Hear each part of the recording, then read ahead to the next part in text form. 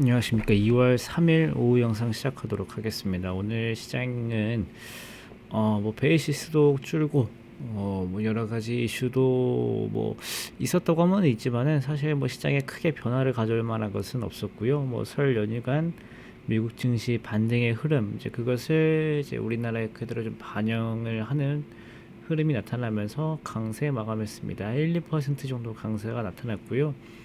오늘도 특징을 보면은 코스피가 코스피 200보다 더 좋은 흐름이 나타났습니다. 이제 그 말은 뭐냐면은 LG 에너지 솔루션의 영향이다라고 보시면 좋을 것 같습니다. 오늘은 이제 LG 에너지 솔루션을 비롯한 LG 화학, 뭐 삼성 SDI 같은 2차 전지 업종이 전체적으로 다 올라왔고요.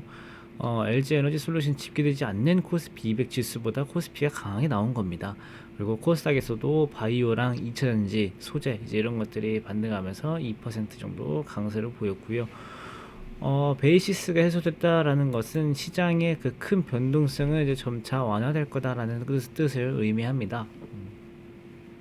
선물 시장과 현물 시장의 괴리가 이제 없어지면서 어느 정도 시장이 안정세로 되찾고 있다라는 증거로 보시면 좋을 것 같고요. 베이시스가 원래는 백워데이션, 그러니까 선물이 더 싼 흐름이 최근에 한 2주 동안 이어졌었는데 오늘은 거의 이제 제로까지 거의 뭐 같아졌다라고 보시면 될 것 같습니다. 근데 오늘 시장에서 복병은요, 이 메타였습니다. 시간에서 21%에서 23% 정도 하락이 나타났는데 하락한 이유를 좀 주목을 해야 됩니다. 제가 오늘 생방송 때도 말씀드렸지만은 기업들의 4분기 실적은 보통 좋지 않습니다. 왜냐면은 투자 금액이라든지 뭐 특별 상여금이라든지 이런 것들 포함해서 일회성 비용이 한 번에 반영이 되기 때문에 4분기 때는 이제 실적이 조금 예상치보다 낮게 나오거든요. 왜냐면은 갑자기 기업이 여기에 얼마 쓸지 아니면은 상여금을 얼마 줄지 이런 것들은 사실 정확하게 예측이 되는 부분이 아니고 뭐 상여금 얼마를 줄 거다라고 증권사에서 예상을 해버리면은 괜히 직원들만 기대하게 되죠. 그래가지고 그런 것들은 다 빼고 예상 실적을 내놓는데 그것보다 부진하게 나옵니다. 근데 메타가 이 페이스북 이용자들의 감소, 실제로 저도 요즘 페이스북 잘 안 합니다. 페이스북 활성 이용자 수가 감소하고, 그 다음에 틱톡에 좀 많이 뺏겼고, 요즘 틱토커들이 굉장히 뜨고 있잖아요. 이런 것들이 뜨면서 실적이 감소했지만은 사실 예상치보다도 한 1, 2% 정도밖에 차이가 안 나거든요. 근데 그것 때문에 21%까지 내릴까 싶은데, 어쨌든 그 정도 내렸고, 거기다가 이제 메타버스와 관련된 투자 확대, 투자금 이제 이런 것들이 많이 잡히면서 실적이 안 좋아졌다라고 얘기가 나옵니다.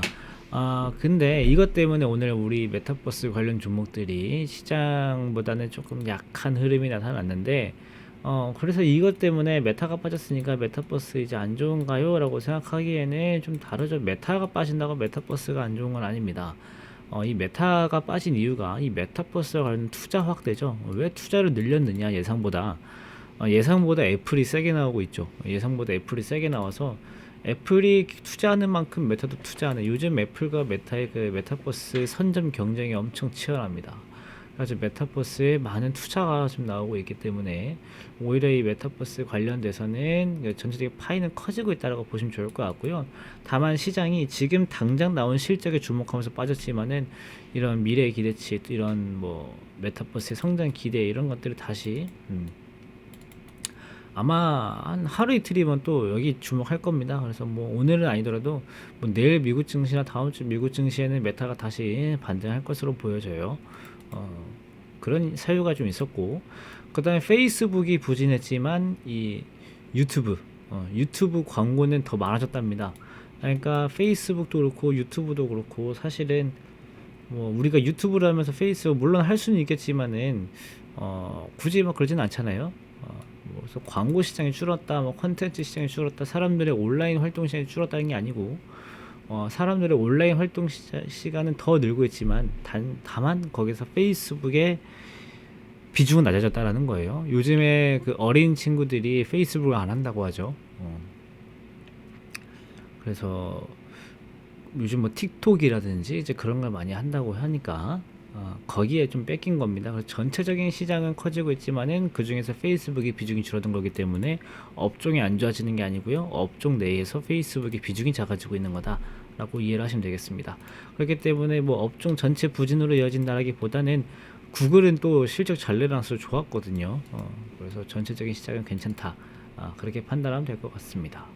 그리고 이제 내일 베이징 올림픽이 개막을 하고요. 오늘 밤에 사자토론이 있어가지고 아마 이 사자토론 관련해서 내일 정치 테마주들과 오늘 사자토론에서 나오는 뭐 정책 위주로 뭐 후보자님들께서는 정책 토론을 한다라고 일단 말씀을 하셨으나 혹시 정책 관련돼서 좀 주목되는 게 있다고 하면은 관련 테마주들 내일 좀 반짝 뜰 가능성도 좀 있고요. 내일 올림픽 하는 게 사실 뭐 주식시장에서 뭐가 중요한 일이냐면은 중국이 사실 올림픽 때문에 코로나를 더 단속한 게 있습니다. 원래는 뭐 다른 나라처럼 뭐 할 수도 있겠습니다만 올림픽의 성공적인 개최에 일본이 앞서서 하계 올림픽 맨날 코로나 확진자 늘어가지고 밀리고 하는 꼴을 봤기 때문에 중국에서는 무조건 제로, 코로나 제로 이런 정책을 써왔는데 올림픽 이후에도 코로나 제로 정책을 이어갈지가 좀 중요합니다. 만약에 제로 코로나 정책을 그만둔다라고 하면은 그 세계의 인플레이션이 조금 더 조정이 될 수 있어요. 중국의 공장들이 열심히 돌아가기 시작하면은 세계의 인플레이션이 좀 완화될 수 있기 때문에 어떻게 보면 올림픽도 하나의 큰 사건이 될 수 있겠다 보시면 되겠습니다. 시장에서 지금 인플레이션이 가장 큰 문제인데 중국에서 공장을 돌리면은 공급량이 늘어나면서 이제 풀리겠죠. 그걸 지금 가장 기대하고 있는 겁니다. 그래서 뭐 사실상 동계올림픽이 끝나면서 중국이 제로 코로나 정책을 내려놓는다라고 하면은 코로나로 인한 공급망 훼손은 해소될 수 있겠다. 실제로 코로나 끝난 것처럼 해소될 수도 있다. 이제 이것을 기대해 본다라는 정도로 한번 보시고 제로 코로나 유지하면은 뭐 어쩔 수 없는 거고요. 오늘 밤에 또 이제 아마존과 그 이제 마이크로소프트에서 인수한 액티비전 블리자드의 실적이 있습니다. 가지고 게임주죠. 내일 또 게임주들도 한번 움직일 수 있으니까 내일은 그런 것도 좀 주목해 보시면 될 것 같습니다. 그러면 오늘 여기서 마무리 짓고요. 고생 많으셨고 내일 다시 뵙도록 하겠습니다. 감사합니다.